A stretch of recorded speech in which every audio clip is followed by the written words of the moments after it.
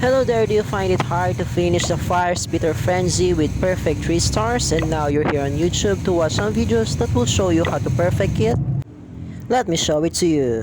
I think this is the simplest way to perfect it. So first, of course, let's divide the attack into 3 stages: the assassination, support, and of course the ending. Of course, we're not going to kill anybody here, just destroying a building. First, you want to understand what's going on with this map.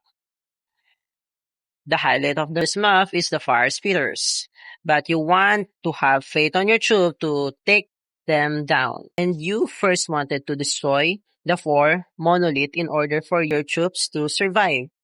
And the long-range multi-gear tower. Now, this is where the 3 stages comes in. First, we were gonna assassinate the first monolith and the multi-gear tower using the Royal Champion and the Warden. So right after putting the Royal Champion, you also wanted to put the Warden. Then use immediately the skill of Royal Champion. Aside from boosting the skill of Royal Champion, the Warden will provide additional hit. Now on the first hit of the Royal Champion skill, you want to pay attention which air defense it lands.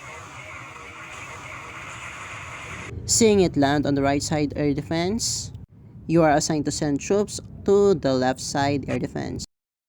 Just use 1 rocket balloon and 1 ordinary balloon for the left air defense. Of course, your task here is to destroy the air defense.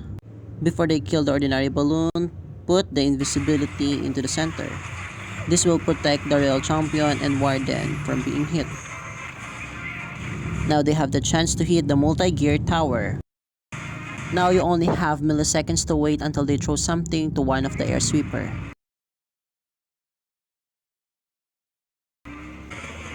After seeing the Royal Champion through its spear, recall the Warden and Royal Champion quickly. Last part of assassination will be focusing here. Now we want to deal first with the P.E.K.K.A. and this right side monolith. In order to do that, we wanted to be proactive and use invisibility to Warden, Royal Champion, and of course we will summon now the Dragon. To summon the Royal Champion and the Warden again, just use the recall spell right after and within the invisibility spell. Along with those 3, we will also now summon the 4 troops here, Druid, the Healer Bear. Druid will then heal the Warden and the Royal Champion and provide support to your troops for the upcoming invasion. Make it sure that everyone is inside the invisibility. Now while they're making mess with the right side monolith and P.E.K.K.A., you wanted to use the overgrowth spell in the given area. Here at the air sweeper.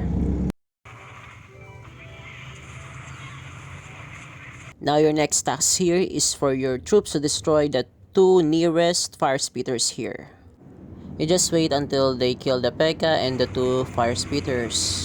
By the way, those balloons are optionals. So in this part, you can wait until the troops already destroy the 2 fire spitters, or in my case, since I am already sure that they are nearly done destroying the 2 fire spitters, I already place invisibility into the remaining buildings below.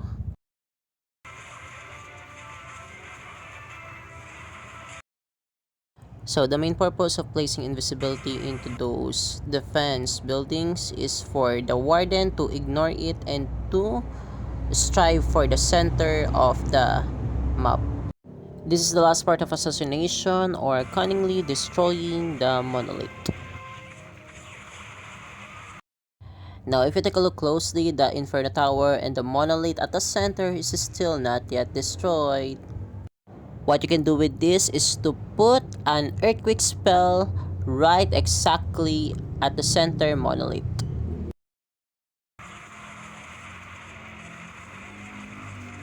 And that's how the first stage ended. Now right after destroying the center monolith and the Inferno Tower, you will use the rage spell to your troops. The rage spell is the beginning of the second stage, which is the support.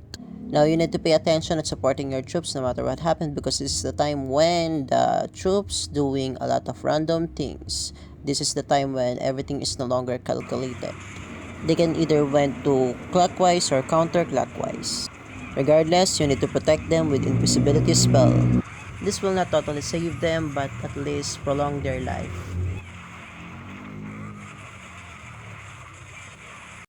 As you can see, I used randomly the skill of the dragon.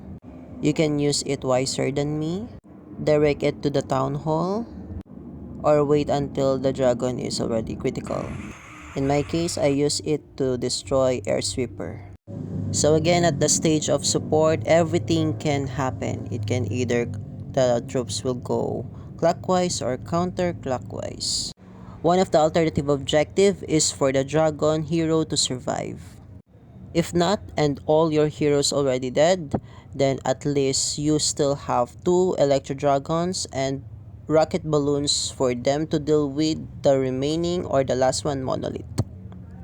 Important note and help that the hero dragon has its ability to heal itself whenever that it hit a building or target. So in my case here, I already placed the two electro dragons since the hero dragon is already hitting the town hall. This will give a further support to the hero dragon. Right after placing the two electro dragons, I will support it with the rocket balloons. This also serves as reinforcement for the one that will be hit by the town hall. Now that I am sure that they are capable of destroying the town hall and its side, I now move on attacking the second to the last air defense. You can see that despite one rocket balloon and one ordinary balloon is capable of destroying the air defense, I already used the ice hand.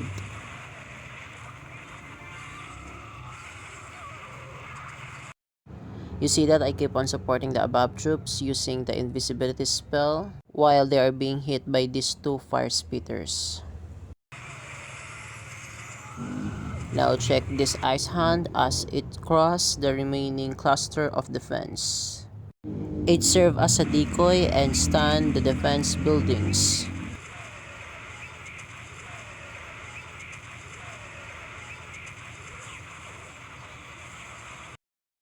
Now once it is already at the center, you are already at the stage of ending it.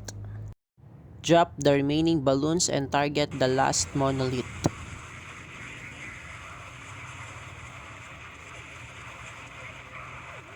Since the last monolith is already destroyed and your Dragon Duke is still healthy, you have a bigger chance to have a perfect 3 stars.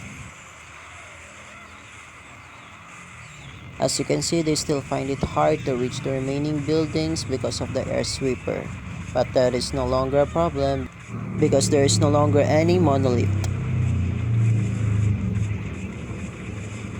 Now for the last part of ending it, you want to deploy all the remaining troops to clear the remaining buildings, which are of course the baby dragon and the minions. If more heroes are still alive after the support stage or in the beginning of the ending it stage, then much better.